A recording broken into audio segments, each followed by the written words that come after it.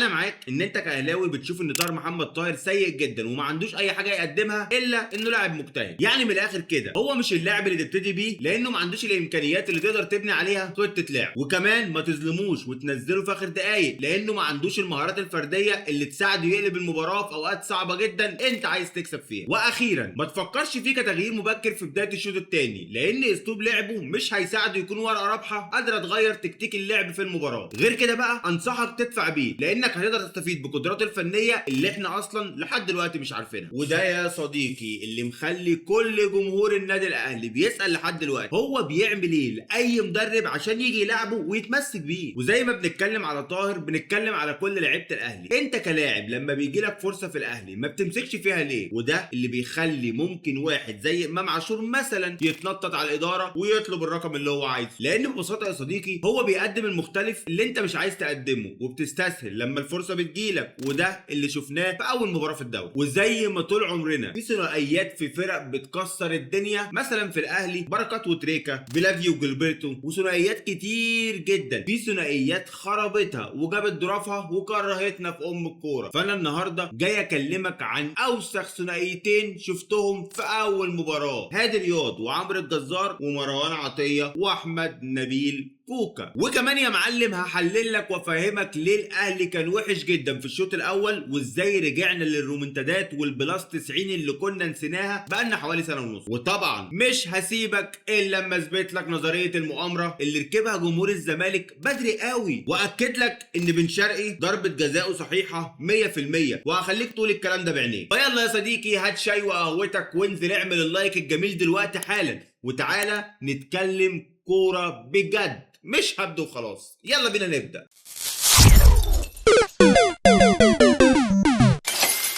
اللي يخلي الاهلي يبدا الموسم في اول مباراه وحش جدا؟ عشان نجاوب على السؤال ده لازم تسال نفسك سؤال مهم. ايه اللي خلى الزمالك يكسب الدوري الموسم اللي فات؟ لانك لو عرفت هتبقى فاهم كوره بجد وهتبقى احسن من اي محلل بيطلع يقول لك اي كلام وخلاص. الزمالك ما كانش عنده رفاهيه انه يجرب ويشوف ويغير ويعدل لانه لاعيبه كويسه عنده كانت محدوده جدا جدا جدا لدرجه انك انت اصلا كنت عارف التغيير اللي هيحصل في المباراه ومين اللي هينزل ومين اللي هيطلع. كل حاجه كانت محفوظه. ولكن كان عنده لاعيبه فرديه عندها حلول قويه جدا جدا زي بزيرة وبنزا وعدي الدباغ وناصر منسي. ايوه ناصر منسي اللي هو اصلا عارف ان هو لاعب بوكس عشان كده بيعمل المطلوب منه. فبتلاقيه مثلا كره واحده يلطشها لك عارف بيخطف ازاي عارف بيحط الكره ازاي وبيقدر يكسبك مطوشه صعبه جدا انت ما كنتش هتكسبها اصلا. وده اللي خلى الزمالك يكسب البطوله في ظل اصلا ان المنافسين كانوا بيخترعوا كره جديده لان عندهم رفاهيه التجربه. فالاهلي لما بدا المباراه دي بدا ب 11 لاعب شبه بعض في كل حاجه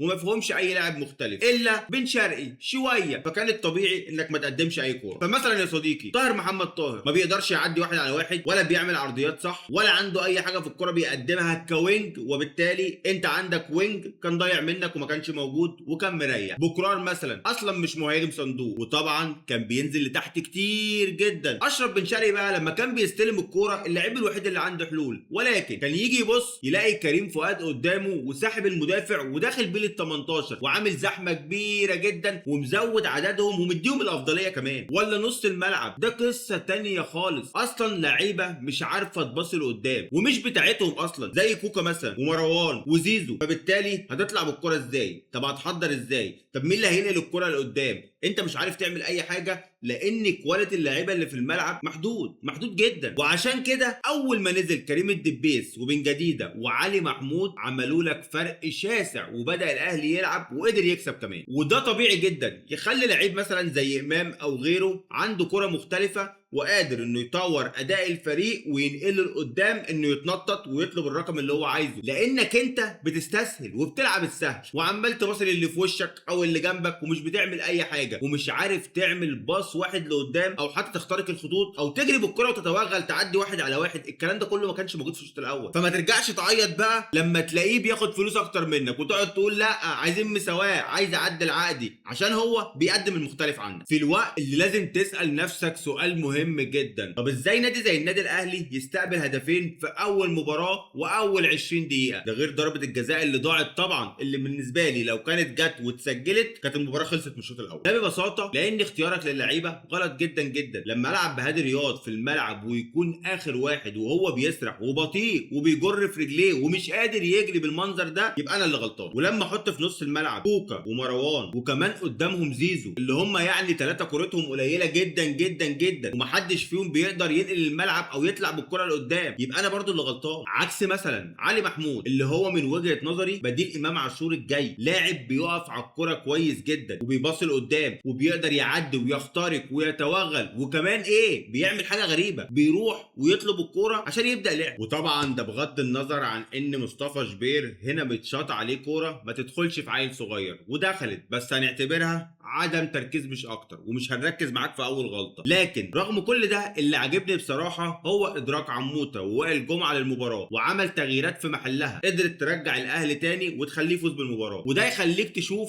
قد ايه الراجل ده مركز وفاهم كل تفصيله. ومش هو بس، ده معاه طقم تحليلي على اعلى مستوى، قدروا يحطوا ايديهم على المشكله ويعالجوها جوه المباراه ب5 تبديلات ولا اروع من وجهه نظري. بس في حاجه واحده عايز افهمها لهم، حسين الشحات لو بنص رجل يلعب على طاهر محمد طاهر عادي جدا. وانك لو بصيت زيزو او منصف بكرار لما لعبوا وينج عملوا فرق شاسع وبانت خطوره الاهلي في اكتر من كوره وتسببوا في اكتر من هدف. ولو انت مصمم قوي انك تلعب طاهر محمد طاهر لعبه باك يمين او مساك، والله هيبقى جامد جدا جدا جدا. فكر كده بينك وبين نفسك في امكانيات طاهر محمد طاهر البدنيه والجمبات والالتحامات والقوه والسرعه، ما بتقولكش ان هو هيكون مساك جامد مثلا؟ واخيرا بقى يا صديقي ضربه الجزاء اللي عامله قلق، تعال اوريك صوره واحده تبين لك الحقيقه. هنا الموضوع بسيط جدا، الرجل في الرجل وفي زقه خفيفه جدا جدا في ظهر بن شرقي اللي الكره اصلا كانت في استحواذه. الزقه دي وهو طالع يعني هو لسه بيطلع على الكوره، فلو خفيفه جدا هتخليه يختل توازنه وما يعرفش يطلع على الكوره. هو بن شرقي زودها شويه ولكن في خطأين واضحين يقولوا لك ان دي ضربه جزاء. وتعالى بقى اوريك اللقطه اللي هتوريك ان في زقه فعلا في الظهر وهي بتاكد لك ان دي ضربه جزاء. مش مصدق؟ طيب اهي اختها اتحسبت على الاهلي على ديانج الموسم اللي فات، فما تحرقش اكتر من كده بقى يا معلم. قول لنا بقى في التعليقات دلوقتي هل شايف انها فعلا ضربه جزاء ولا فيها مجامله للاهلي؟ المهم بقى في المباراه دي احنا هربنا باول 3 نقاط في الجوله الاولى وطلعنا باستفادتين في المباراه دي، هما ان الاهلي قدر يكسب اول 3 بونت والثانيه قدر يرجع البلاس 90 وروح الفانيلا الحمراء اللي انت اصلا ما قدرتش ترجع ولا مباراه الموسم اللي فات، ولا مباراه في الدقيقه 90 قدرت تجيب اجوان ولا قدرت ترجع في اي مباراه. لكن الفتره اللي جايه لازم حسين عموته يشوف المشاكل اللي في الفريق ويحلها ويبدا يشتغل عليها، والا هنشوف بلاوي كتير جدا. لازم يطور اداء لعيبه كتير قوي، والدفاع اللي فتحها سبيل لاي حد نفسه يجيب جون، اي حد مثلا. من ضمن الاخطاء اللي لازم تتعالج انا شايف ان في المباراه كلها اللقطه دي اللي لازم اتكلم عليها لكوكا. يا عم كوكا يا عم كوكا،